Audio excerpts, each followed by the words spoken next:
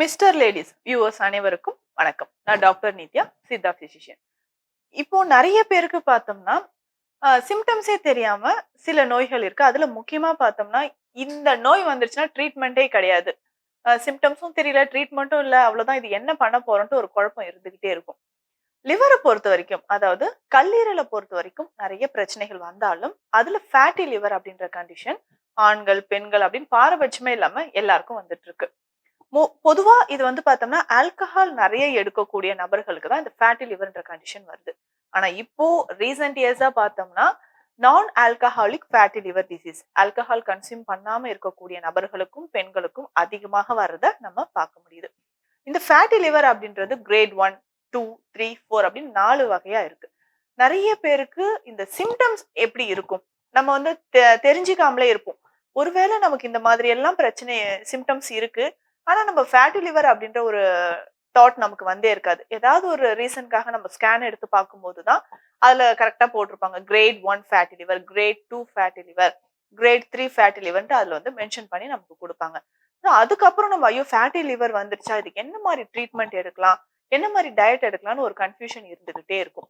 Fatty லிவர பொறுத்தவரைக்கும் ரொம்ப எளிமையாக சித்த மருத்துவத்துல நம்ம குணப்படுத்த முடியும். ஃபேட்டி லிவர்னா நம்ம பாடியில எக்ஸஸா இருக்கக்கூடிய ஃபேட்ஸ், இந்த கொழுப்புகள் எல்லாமே விசரல் ஃபேட் அப்படின்னு சொல்லுவோம். உள்ள இருக்கக்கூடிய ஆர்கன்ஸ்ல வந்து படிய ஆரம்பிக்கும். இது அதிகமாக கல்லீரல்லயோ, அடுத்தது இதயத்திலயோ, நம்ம வயிற்ற சுத்தி இருக்கக்கூடிய குடல் பகுதியில, இந்த மாரி இருக்கக்கூடிய இடங்கள்ல எல்லாமே லிகமெண்ட்ஸ் அப்படின்னு சொல்லுவோம். இந்த இடங்கள்லயும் நமக்கு படிய ஆரம்பிச்சதுனா தான், நமக்கு இந்த அடுத்தடுத்து இந்த கொலஸ்ட்ரால்னால அடுத்தடுத்து வரக்கூடிய பிரச்சனைகள் நெறைய ஏற்படுது. பொதுவா இந்த ஃபேட்டி லிவர் இருக்கக்கூடிய நபர்களுக்கு என்னென்ன சிம்ப்டம்ஸ் தெரியும்னு பார்க்கலாம். சிம்ப்டம்ஸ் அப்படின்னு பொறுத்தோம்னா, ஜாயிண்டிஸ் நெறைய பேருக்கு இருக்கும். அதாவது காமாலை. காமாலையில என்னென்ன சிம்ப்டம்ஸ் இருக்குமோ, அது எல்லாமே இந்த ஃபேட்டி லிவர் கண்டிஷன்லயும் நமக்கு இருக்கிறத பார்க்க முடியும். அடுத்தது கொலஸ்ட்ரால் அதிகமா இருக்கக்கூடிய நபர்கள். கொலஸ்ட்ரால், ட்ரைகிளிசரைட்ஸ் லெவல் அதிகமா இருக்கு. இவங்களுக்கு ஃபேட்டி லிவர் வர்றதுக்கான வாய்ப்புகள் நெறைய இருக்கு. அடுத்ததாக டயபெட்டிஸ் பேஷண்ட்ஸ். ரொம்ப நாளா எனக்கு வந்து சர்க்கரை நோய் இருக்குன்னு சொல்றவங்களுக்கும் இந்த ஃபேட்டி லிவர் கண்டிஷன் ஏற்படலாம். அடுத்து ஒபீஸா இருக்கக்கூடிய நபர்கள். ரொம்ப உடல் எடை அதிகரித்து இருக்கக்கூடிய நபர்களுக்கு ஃபேட்டி லிவர் கண்டிஷன் ஏற்படுது. இந்த மாரி காரணங்களால நமக்கு இந்த ஃபேட்டி லிவர், இந்த கல்லீரல் மேல கொழுப்பு படிந்திருக்கக்கூடிய ஒரு நிலை ஏற்படுது. இத ரொம்ப ரொம்ப எளிமையான முறையில நம்ம கியூர் பண்ணலாம். இது கூட ஒரு சிலருக்கு என்னன்னா, பிசிஓடி கண்டிஷன் இருக்கோ, இல்ல ஹார்மோன் இம்பேலன்ஸ் இருக்குனாலும், அதற்கு ஏற்ற மாரியான சிகிச்சை முறைகள் எடுக்கும் பொழுது, நிச்சயமாக இந்த ஃபேட்டி லிவர் குறைய ஆரம்பிக்கும். இன்னும் ஒரு சிலருக்கு பார்த்தோம்னா, காலையில எந்திரிச்ச உடனே வாயில ஒரு கசப்பு சுவை தெரிய ஆரம்பிக்கும். பிரஷ் பண்ணா வாமிட்டிங் வருது. ஒற்றை தலைவலி, மைக்ரேன் அப்படின்னு சொல்லக்கூடிய ஒற்றை தலைவலி ஏற்படுறது. சடனா நமக்கு வந்து வியர்த்து போற மாதிரி, ரொம்ப டயர்ட்னஸ், ஃபெட்டிகா ஃபீல் பண்றது. கொஞ்சம் ஒர்க் பண்ணாலும் எனக்கு வந்து ரொம்ப டயர்டா இருக்கிற மாரி ஃபீல் பண்றது. வயிற்று பகுதியில, அதாவது ரைட் சைடு அப்பர் அப்டாமன்ல வலது பக்கம் இருக்கக்கூடிய மேல் வயிற்று பகுதியில அடிக்கடி வலி ஏற்படுறது பார்க்க முடியும். இன்னும் ஒரு சிலருக்கு டயரியா அப்படின்னு சொல்லக்கூடிய லூஸ் மோஷன் அடிக்கடி ஏற்படுறதோ, இல்ல ஐபிஎஸ் அப்படின்னு சொல்லக்கூடிய இரிட்டபிள் பவல் சிண்ட்ரோம் இருக்கிறத பார்க்க முடியுது. ஹைப்பர் கொலஸ்ட்ராலிமியா அப்படின்னு சொல்லக்கூடிய கொலஸ்ட்ரால் ரத்தத்தில் அதிகமாக இருக்கும் பட்சத்தில் இவர்களுக்கு ஃபேட்டி லிவர் இந்த கண்டிஷன் ஏற்படலாம். ஃபேட்டி லிவர் இருக்குன்னா, கொழுப்பை கரைக்கக்கூடிய உணவுகள், மருந்துகள், கல்லீரலை பலப்படுத்தக்கூடிய லிவர் டானிக், ஹெப்படோ புரொடெக்டிவ் ட்ரக் அப்படின்னு சொல்றோம். இந்த மாதிரியான மூலிகைகள உணவுல நெறைய சேர்த்துட்டு, அதற்கு ஏற்ற மாரியான சித்தா மெடிசின்ஸும் எடுக்கணும். பொதுவா நம்மகிட்ட வரக்கூடிய ஃபேட்டி லிவர் இருக்கக்கூடிய நபர்களுக்கு சொல்லக்கூடிய அட்வைஸ் என்னன்னா, ஃபர்ஸ்ட்டு டயட்ட வந்து சேஞ்ச் பண்ணுங்கன்னு தான் சொல்லுவோம். இப்போ இந்த ஃபேட்டி லிவர் எதனால வந்தது? ஃபேட்டி லிவரோட என்னென்ன கண்டிஷன் இருக்கோ, அதுக்கு ஏற்ற மாரி தான் நம்ம மெடிசின்ஸ் வந்து குடுப்போம். இதுக்கு முக்கியமா பார்த்தோம்னா, இந்த கல்லீரலை பலப்படுத்தக்கூடிய மருந்துகள், லிவர் டானிக் அப்படின்னு சொல்றோம் இல்லைங்களா? இத தான் நம்ம வந்து ஸ்பெஷலா குடுத்துட்டு இருக்கோம். இதுல பார்த்தோம்னா, இஞ்சி கருப்பம் ஒரு சிறந்த மருந்தா நம்ம குடுத்துட்டு இருக்கோம். இஞ்சி கருப்பம்னா நம்ம வீட்லயே செஞ்சுக்கலாம். பட் இதையே நம்ம மருந்தாக எடுக்கும்போது, ஒரு நல்ல அதிகமான பலனை நமக்கு குடுக்குது. இஞ்சி கருப்பம் அப்படின்னு சொல்லும்பொழுது, ஒண்ணு ரொம்ப சிம்பிள் தான். இஞ்சிய நம்ம நல்லா வாஷ் பண்ணி தோல் நீக்கி எடுத்து வச்சுக்கணும். கழுவி எடுத்து வச்சுக்கிட்டு, இத லைட்டா ஆவியில வேக வச்சு எடுத்ததுக்கு அப்புறம் உலர்த்தி எடுத்துக்கணும்.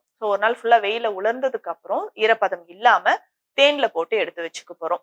இத 1 அல்லது 2 துண்டுகள் தேனோடு சேர்த்து டெய்லி காலையில எம்ப்டி ஸ்டொமக்ல குடிச்சிட்டு வரணும்.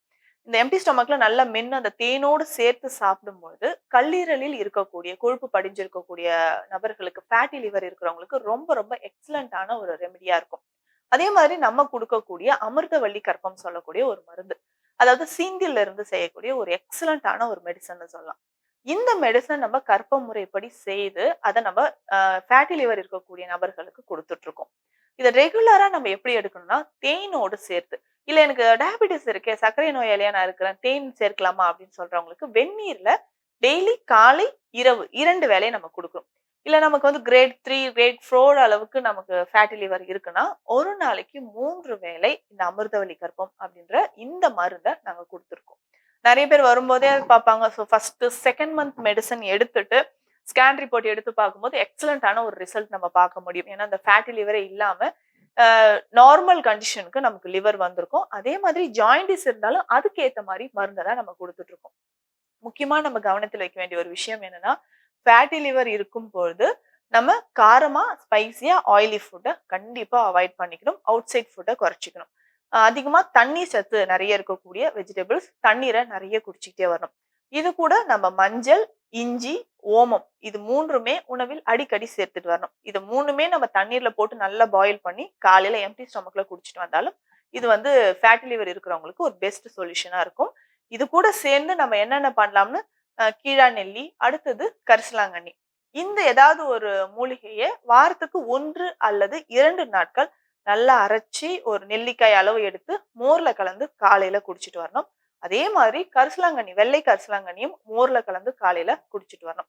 ஸோ இந்த மாதிரியான உணவு முறைகளோடு நான் சொன்ன இந்த மருந்துகள், ஃபேட்டி லிவர் இருக்குன்னா, ஐயோ! நான் ஆல்கஹால் எடுக்காம தானே இருக்கேன். நான் வெயிட் கரெக்ட்டா தானே இருக்கேன். ஆனா எனக்கு எப்படி ஃபேட்டி லிவர் வந்துச்சுன்னு நெறைய பேருக்கு ஒரு கன்ஃப்யூஷன் இருந்துகிட்டே இருக்கும். இந்த ஃபேட்டி லிவரா இருக்கட்டும், இல்ல உடலில் எங்க கொழுப்புகள் இருக்கு, இல்ல வெயிட் அதிகமா இருக்கக்கூடிய நபர்களுக்கும், ஒவ்வொருத்தருக்கும் ஏற்ற மாதிரியான சிகிச்சை முறைகள், டயட் உணவு முறைகளும் நம்ம குடுத்து, அத நிச்சயமாக குணப்படுத்திக்கலாம். இந்த பதிவு நெறைய பேருக்கு ஒரு விழிப்புணர்வ தரதா இருந்திருக்கும். மீண்டும் அடுத்த பதிவில் சந்திக்கலாம். நன்றி.